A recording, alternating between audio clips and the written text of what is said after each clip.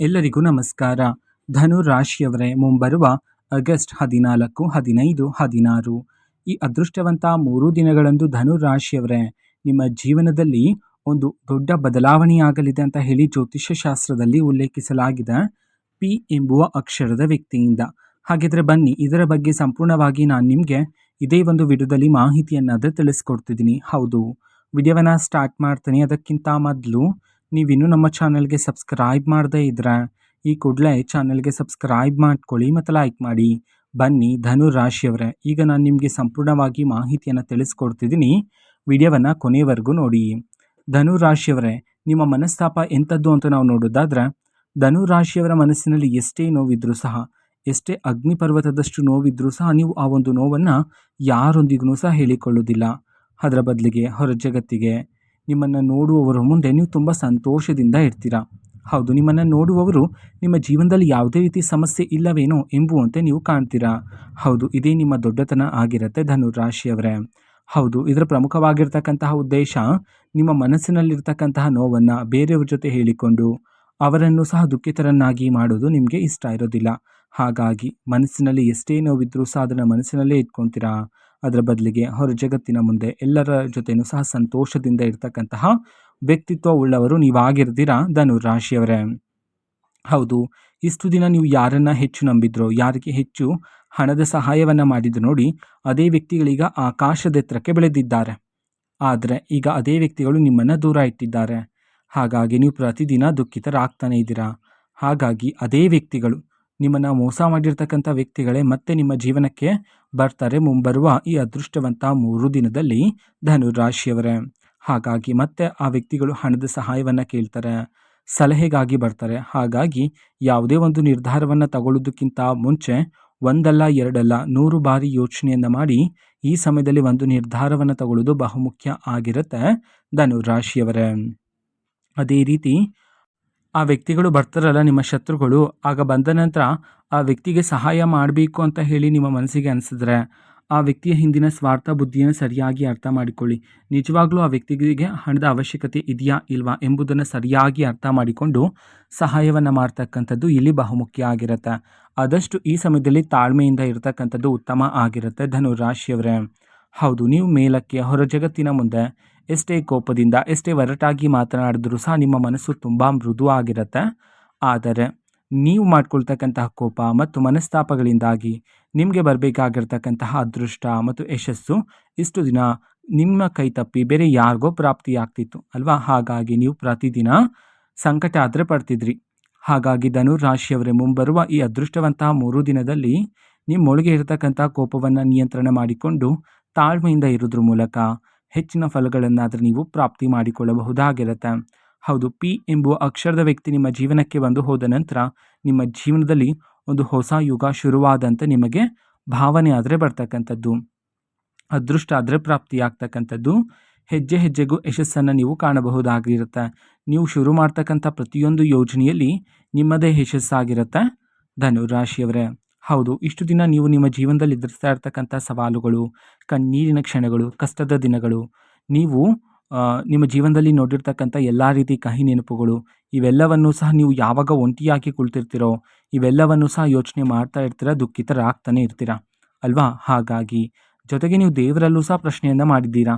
ನಾನು ನನ್ನ ಒಂದು ಜೀವನದಲ್ಲಿ ಯಾರಿಗೂ ಸಹ ಮೋಸ ಮಾಡಿಲ್ಲ, ದ್ರೋಹ ಮಾಡಿಲ್ಲ, ಪ್ರಾಮಾಣಿಕತೆಯಿಂದ ನಾನು ನನ್ನ ಜೀವನವನ್ನು ನಡೆಸ್ತಾ ಇದ್ದೀನಿ. ಆದರೂ ಸಹ ನನ್ನ ಒಂದು ಜೀವನದಲ್ಲಿ ಯಾಕೆ ಇಷ್ಟೊಂದು ಪರೀಕ್ಷೆಗಳು ಎಂಬಂತೆ ನೀವು ದೇವರಲ್ಲೂ ಪ್ರಶ್ನೆಗಳನ್ನು ಮಾಡಿದ್ದೀರಾ ಧನು ರಾಶಿಯವರೇ. ಹಾಗಾಗಿ ನೀವು ಪ್ರತಿದಿನ ಎಷ್ಟೇ ಸವಾಲುಗಳನ್ನು ಎದುರಿಸಿದ್ರೂ ಸಹ ನೀವು ನಿಮ್ಮ ಧರ್ಮ ಮಾರ್ಗವನ್ನಾದರೆ ಬಿಡಲಿಲ್ಲ. ಹಾಗಾಗಿಯೇ ದೇವರ ಆಶೀರ್ವಾದನೂ ಸಹ ನಿಮ್ಮ ಜೊತೆಗಿರ್ತಕ್ಕಂಥ ಧನು ರಾಶಿಯವರೇ. ಹೌದು, ನೀವು ಇಷ್ಟು ದಿನ ಸಂಕಟ ಆದರೆ ಪಡ್ತಿದ್ರಿ. ಎಷ್ಟೇ ಪರಿಶ್ರಮ ಪಟ್ಟು ದುಡಿದ್ರೂ ಸಹ ₹1 ಕೈಯಲ್ಲಿ ನಿಲ್ತಿರೋದಿಲ್ಲ.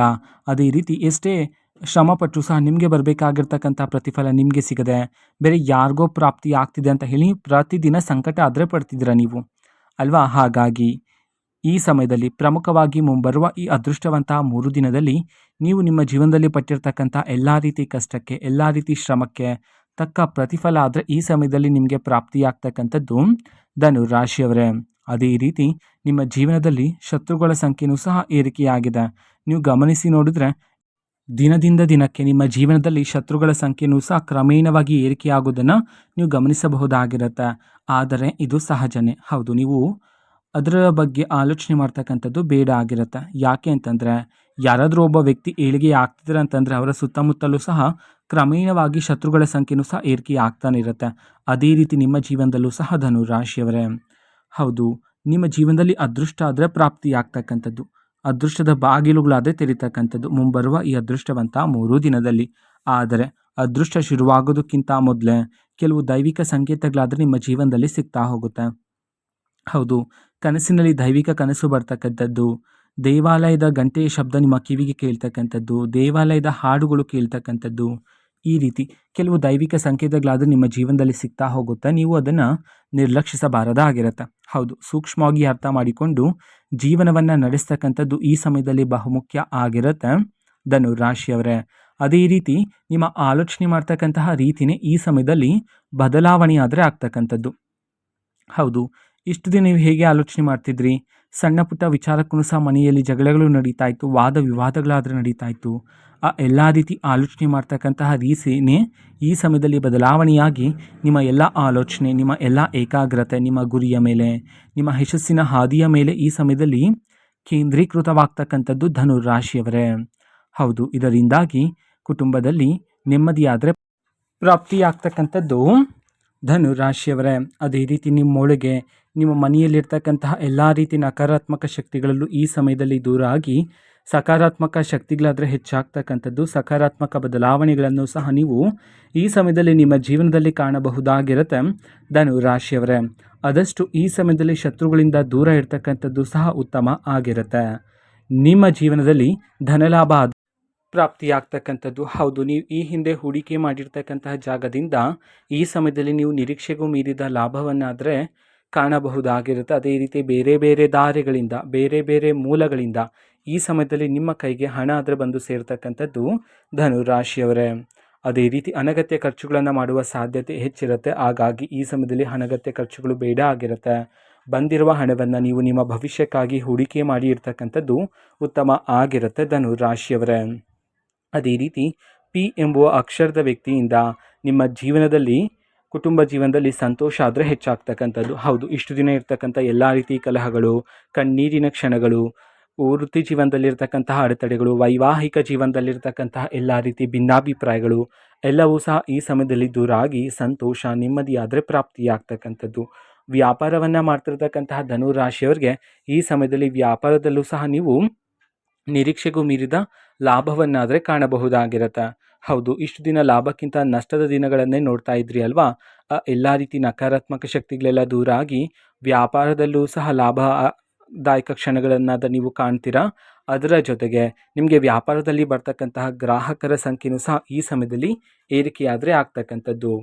ಆದರೆ ಈ ಸಮಯದಲ್ಲಿ ನೀವು ನಿಮ್ಮ ಜೀವನದಲ್ಲಿರ್ತಕ್ಕಂತಹ ಮುಂದಿನ ಯೋಜನೆಗಳನ್ನು, ಪಿ ಎಂಬುವ ಅಕ್ಷರದ ವ್ಯಕ್ತಿ ನಿಮ್ಮ ಜೀವನಕ್ಕೆ ಬಂದು ಹೋದ ನಂತರ ನಿಮ್ಮ ಜೀವನದಲ್ಲಿ ಆಗ್ತಕ್ಕಂತಹ ಬದಲಾವಣೆಗಳನ್ನು ನೀವು ಯಾರೊಂದಿಗೂ ಸಹ ಹೇಳಬಾರದಾಗಿರುತ್ತೆ. ಹೌದು, ಶತ್ರುಗಳಿಗೆ ಈ ವಿಚಾರ ತಿಳಿದು ನಿಮ್ಮ ಮುಂದಿನ ಯೋಜನೆಯನ್ನು ತಡೆ ಹಿಡಿಯುವ ಪ್ರಯತ್ನ ಪಡುವ ಸಾಧ್ಯತೆ ಇರುತ್ತೆ. ಹಾಗಾಗಿ ಧನು ರಾಶಿಯವರೇ, ನಿಮ್ಮ ಮುಂದಿನ ಯೋಜನೆಗಳನ್ನು ಆದಷ್ಟು ಗುಪ್ತವಾಗಿರಿಸಿ. ಅದರ ಬದಲಿಗೆ ನೀವು ನಿಮ್ಮ ಯಶಸ್ಸಿನ ಮೂಲಕ ನೀವು ಅವರಿಗೆ ಉತ್ತರವನ್ನಾದರೆ ನೀಡಬಹುದಾಗಿರುತ್ತೆ. ಲಕ್ಷ್ಮೀ ದೇವರ ಆಶೀರ್ವಾದ ಆದರೆ ನಿಮ್ಮ ಮೇಲಿರ್ತಕ್ಕಂಥದ್ದು. ಇದರಿಂದಾಗಿ ನೀವು ಮಾಡ್ತಕ್ಕಂಥ ಪ್ರತಿಯೊಂದು ಕಾರ್ಯ, ಪ್ರತಿಯೊಂದು ಯೋಜನೆಯಲ್ಲೂ ಸಹ ನಿಮಗೆ ಅದೃಷ್ಟ ಮತ್ತು ಯಶಸ್ಸಾದರೆ ಪ್ರಾಪ್ತಿಯಾಗ್ತಕ್ಕಂಥದ್ದು. ಹೌದು, ಮುಂಬರುವ ಇದೇ ಅದೃಷ್ಟವಂತ 3 ದಿನದಲ್ಲಿ ಪಿ ಎಂಬುವ ಅಕ್ಷರದ ವ್ಯಕ್ತಿ ಆದರೆ ನಿಮ್ಮ ಜೀವನಕ್ಕೆ ಬರ್ತಾರೆ ಧನು ರಾಶಿಯವರೇ. ಹೌದು, ಪಿ ಎಂಬುವ ಅಕ್ಷರದ ವ್ಯಕ್ತಿ ಬಂದ ನಂತರ ಆ ವ್ಯಕ್ತಿಯನ್ನು ನೀವು ಸರಿಯಾಗಿ ಅರ್ಥ ಮಾಡಿಕೊಳ್ಳಬೇಕಾಗಿರುತ್ತೆ. ಆ ವ್ಯಕ್ತಿ ನೀಡ್ತಕ್ಕಂತಹ ಸಲಹೆಗಳನ್ನು ನೀವು ನಿಮ್ಮ ಜೀವನದಲ್ಲಿ ಅಳವಡಿಸಿಕೊಂಡು ಜೀವನವನ್ನು ನಡೆಸೋದ್ರ ಮೂಲಕ ಜೀವನದಲ್ಲಿ ಯಶಸ್ಸನ್ನು ನೀವು ಪ್ರಾಪ್ತಿ ಮಾಡಿಕೊಳ್ಳಬಹುದಾಗಿರುತ್ತೆ ಧನು ರಾಶಿಯವರೇ. ಹೌದು, ಈ ಸಮಯದಲ್ಲಿ ಪಿ ಎಂಬುವ ಅಕ್ಷರದ ವ್ಯಕ್ತಿ ನೀಡ್ತಕ್ಕಂಥ ಮಾರ್ಗದರ್ಶನದಲ್ಲಿ ನೀವು ನಿಮ್ಮ ಜೀವನವನ್ನು ನಡೆಸಿದ್ದೇ ಆದರೆ ನಿಮ್ಮ ಗುರಿಯನ್ನು ನೀವು ಬೇಗನೆ ತಲುಪಲು ಸಾಧ್ಯ ಆಗುತ್ತೆ. ಅದೇ ರೀತಿ ಸೂಕ್ಷ್ಮವಾಗಿ ಗಮನಿಸಿ ನೋಡಿದ್ರೆ ಪಿ ಎಂಬುವ ಅಕ್ಷರದ ವ್ಯಕ್ತಿಯಲ್ಲಿ ಒಂದು ದೈವಿಕ ಶಕ್ತಿ ಇದೆ ಎಂಬಂತೆ ನಿಮಗೆ ಅನ್ನಿಸ್ತಕ್ಕಂಥದ್ದು. ಅದೇ ರೀತಿ ಶತ್ರುಗಳು ಸಹ ಮತ್ತೆ ನಿಮ್ಮ ಬಳಿಗೆ ಸಹಾಯಕ್ಕಾಗಿ ಬರ್ತಾರೆ ಧನು ರಾಶಿಯವರೇ ಮುಂಬರುವ ಇದೇ ಅದೃಷ್ಟವಂತ 3 ದಿನದಲ್ಲಿ.